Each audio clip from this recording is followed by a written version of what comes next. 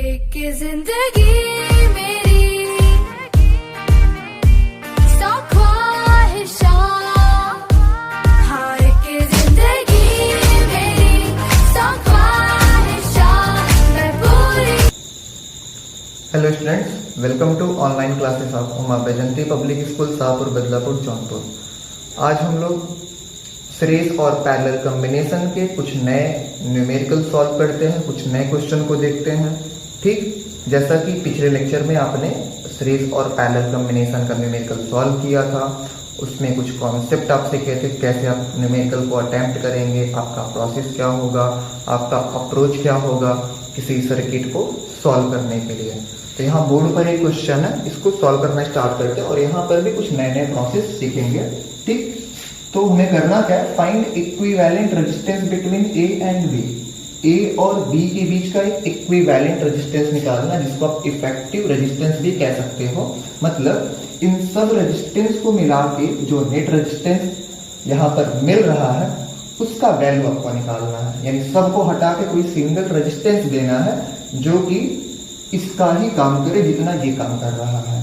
ठीक, तो सबसे पहले क्या करते हैं, इसमें हम करंट फ्लो कराना स्टार्ट कर देते हैं। ए और बी टर्मिनल को थोड़ा सा इंक्रीज कर देते हैं, क्योंकि मैंने आपको बताया था कि अगर आप करंट फ्लो कराओगे तो जिस रेजिस्टेंस में करंट की वैल्यू डिफरेंट हो जाएगी, जहां जहां करंट चेंज होगा वो पैरेलल में होगा और जहां करंट सेम है वो सीरीज में होगा। तो सीरीज और पैरेलल को पहचानने का सबसे बेस्ट तरीका यही है। ठीक, तो यहां से करंट आई फ्लो करना स्टार्ट किया और ये करंट आई इसमें जाकर 4 पार्ट में टूट जाएगा, टोटल 4 पार्ट में। यहाँ फर्स्ट, सेकेंड, थर्ड, फोर्थ, क्योंकि आगे चल के 4 रास्ते हैं तो करंट 4 पार्ट में टूटने वाला है। यहाँ पर करंट हो जाएगा I1, यहाँ I2, यहाँ I3 एंड यहाँ I4। अब इस I1 वाले पाथ को देखो तो ये आगे इसमें सिंगल पाथ है, यहाँ पर भी I1 जाएगा और यहाँ पर भी करंट क्या जाएगा, I1 जाएगा। मतलब इस दोनों रेजिस्टेंस में करंट की वैल्यू सेम है, दोनों में करंट सेम गया है। अगर दोनों में करंट सेम गया है इसको हम नॉर्मली प्लस कर सकते हैं, क्योंकि ये सीरीज कॉम्बिनेशन में है। सीरीज में क्या करते हैं, रेजिस्टेंस को नॉर्मली प्लस कर सकते हैं। यानी 3 और 3 को प्लस करेंगे, 3 + 3 = 6 ओम।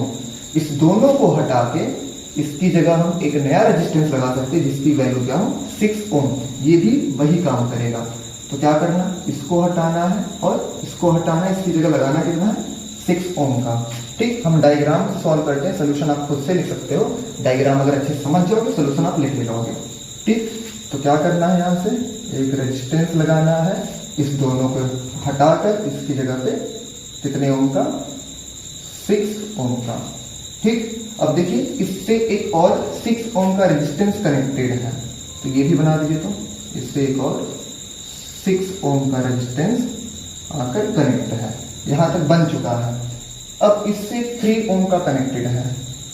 ठीक, एक 3 ओम का रेजिस्टेंस कनेक्टेड है, इसको बना रहे, ध्यान दीजिएगा, इस 3 ओम को बना रहा है। अब इस 3 से एक और 6 कनेक्टेड है, इस 3 से एक और 6 ओम का रेजिस्टेंस कनेक्टेड है, ये भी 6 है, यहां तक बना चुके हैं। अब यहां पहुंच गया। अब इससे एक और 3 ओम का कनेक्टेड है।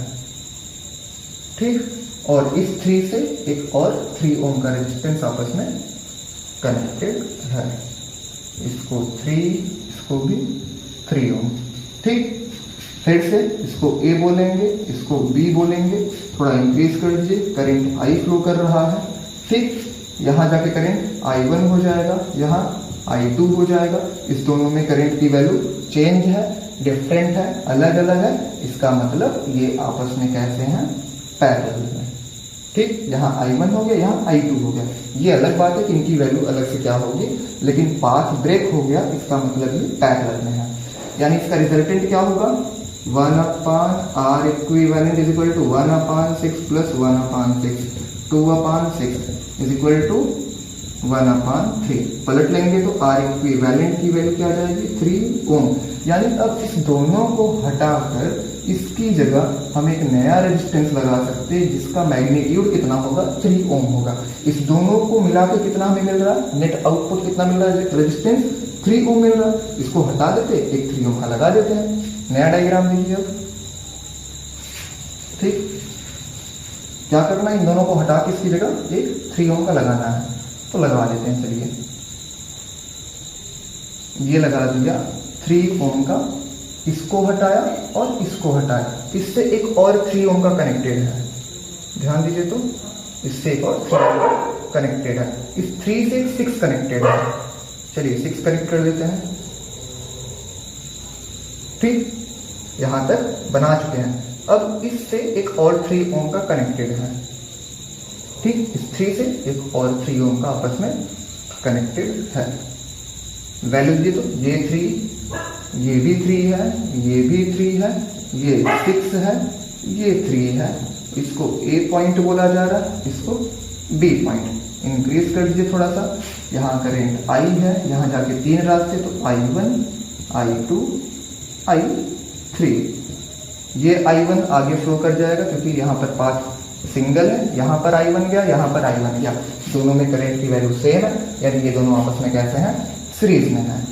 ठीक, इसका रिजल्टेंट कितना आएगा, इसका इक्विवेलेंट रेजिस्टेंस कितना आएगा, 3 और 3 6, क्योंकि सीरीज में तो नॉर्मली प्लस कर सकते हैं। यही प्रोसेस यहाँ पर भी मैंने किया था, 6 आया था।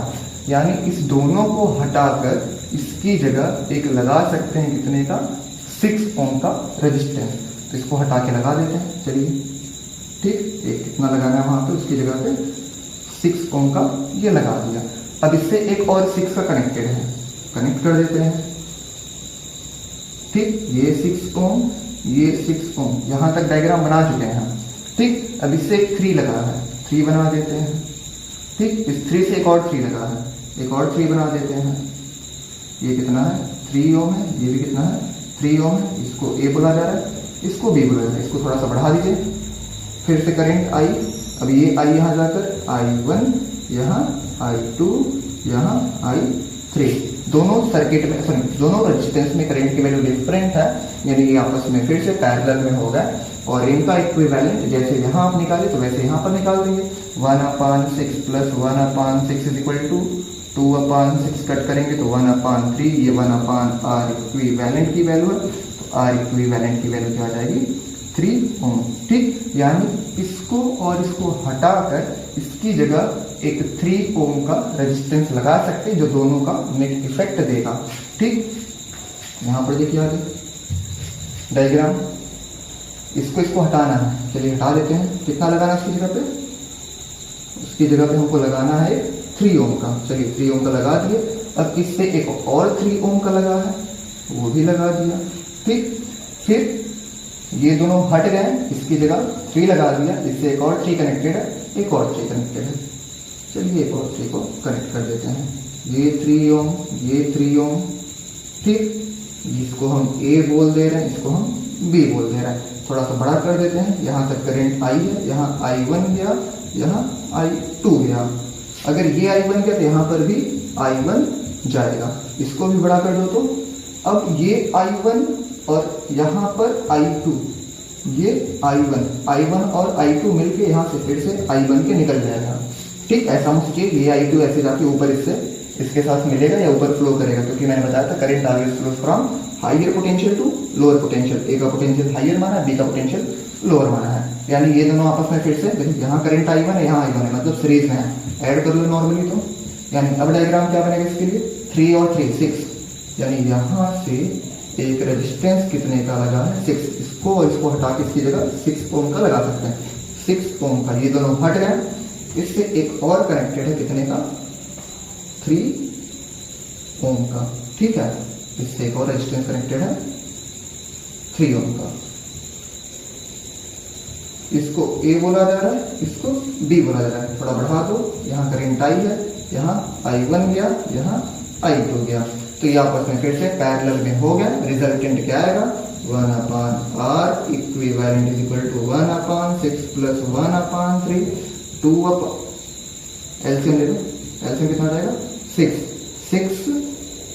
1 जा 3 2 जा, यानी फाइनली हो जाएगा 3/6। कट करेंगे तो 1/2, पलट लेंगे तो यानी R, यहाँ लिखते हैं इसकी वैल्यू, देखिए ये 1/2 आया, यानी यहाँ लिख देते हैं कि R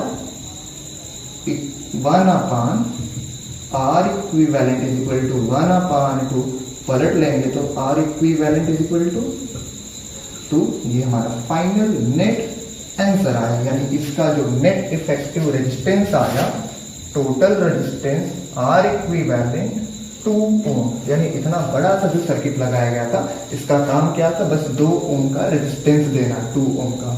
आई होप ये लेक्चर आप अच्छे समझे होंगे, इस न्यूमेरिकल को समझ लिए होंगे। इससे रिलेटेड न्यूमेरिकल आप और अपने बुक से लेकर सॉल्व करिएगा।